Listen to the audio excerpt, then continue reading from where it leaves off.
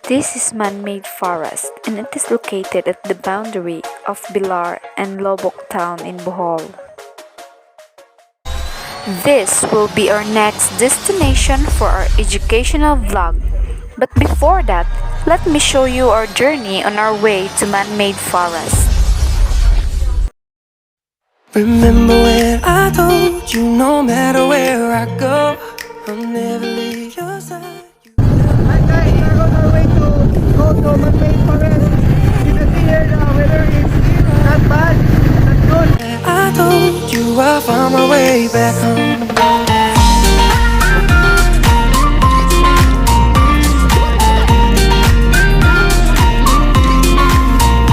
I could never let you go. Couldn't run away if I tried. 'Cause even when I'm all alone. Hi sir, welcome to our vlog. We are CSS 12 BONIFACIO, Group We are 2. here in man-made forest to vlog about the education of media and information to you and the society. Remember that I told you Let's go I found my way guys! back home. Tara!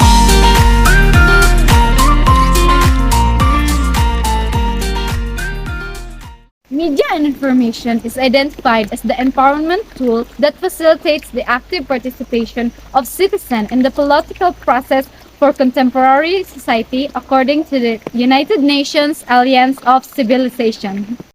How traditional media affected Filipinos in the past throughout the different eras. Pre-Spanish era, knowledge was passed on through book media and indigenous form of media. Spanish era Filipinos in that time did not have a common language. Only the elites spoke and understood Spanish. American and Japanese era. During this era, major newspaper, radio broadcasting, and movies became available. Media was used for propaganda by government and other groups. Post-war era, the golden age of Philippine journalism, advertising, communication, education, and press freedom flourished in this era. Martial law era. Highlights of this era include the government takeover of media and the press and the image engineering of the Marcos in the name of nationalism. Post-EDSA era, people power brought greater freedom for Philippines media. During this era, the new constitution recognized the vital role of communication and information in nation building.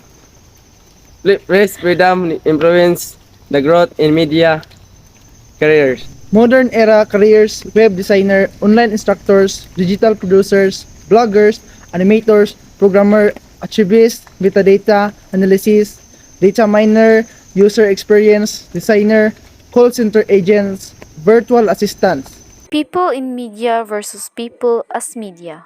Media and new media. People in media, they are the people behind another form of media. They use another forms of media such as text media, visual media, multimedia, and etc. In disseminating information and imparting knowledge, people as media, they are the media itself. The person served as the medium for another person to learn or acquire new knowledge. People in media. Media practitioners provide information coming from their expert knowledge or first-hand experience of events. Types of journalists by medium. The first is print journalist. The second is photojournalist. Third is broadcast journalist. The fourth is multimedia. And lastly, journalist. Mass media is an assembly of people with a common interest where they become the main means of mass communication. In other words, people are media themselves since they have the ability for mass communication. Leaders, highly exposed to and actively using media or source of variable interpretation of messages for lower-end media users of opinions are accepted by a group. Citizen journalism. People without professional journalism training can use the tools of modern technology and internet to create argument or fact-check media on their own or in a collaboration with others. Social journalism. Journalists are using social media to make their content available to more people. Crowdsourcing. The practice of obtaining needed services, ideas, or content by soliciting contribution from a large group of people and especially from the online community. Social media is a catch all term of variety of internet applications that allow users to create content and interact with each other. There are five characteristics of social media. First, builds profile, includes personal details, pictures, and likes. Second, connect with friends and people, includes referrals by other friends or by its site itself. Third, uploads contents in real time. 4. Enables conversation, both private and public. 5. Provides tracking, history, and threads. Formats and examples of social media. Relationship or social network. Example is Facebook. Second is the microblogging. Examples are Twitter and Instagram. Next is the special interest network. Examples are LinkedIn or Pinterest. Next is the media sharing. Examples are YouTube, Flickr, or TikTok. Next is the collaborative news. Examples are Reddit and Waze.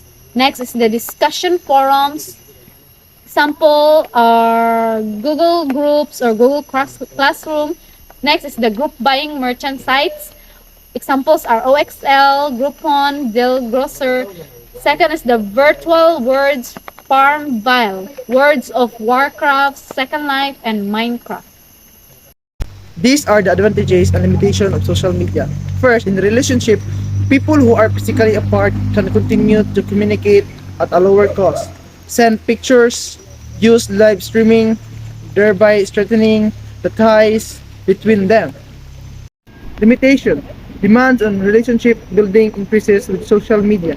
People expect friends and family to respond immediately. Some private conversation can be made vulnerable to exposure.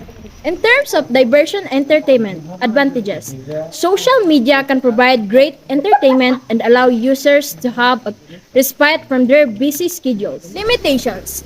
This form of entertainment can often be addictive. Others find it more difficult to manage their time wisely and to focus on the task at hand. In terms of learning, advantages. Social media provides a platform for real-time collaborative learning. Resources can be made readily available. Learners can take control of their own learning. Limitation. Teachers need to develop skills for a more inclusive and personalized way of facilitated learning. Not at all information is valid, accurate, or beneficial. Advantages. Instant recognition by the way of simply liking a post can be very gratifying and encouraging. Limitation.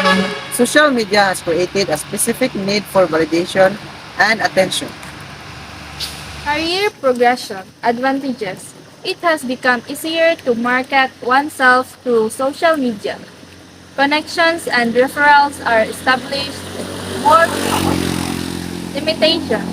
There are no separation of private and professional. What is said about the private self may affect the professional.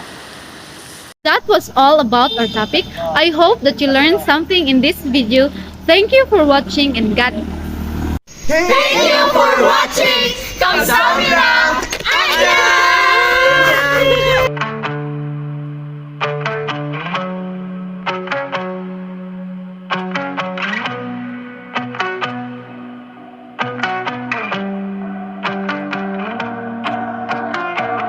I say fuck it when I feel it, 'cause no one's keeping tally. I do what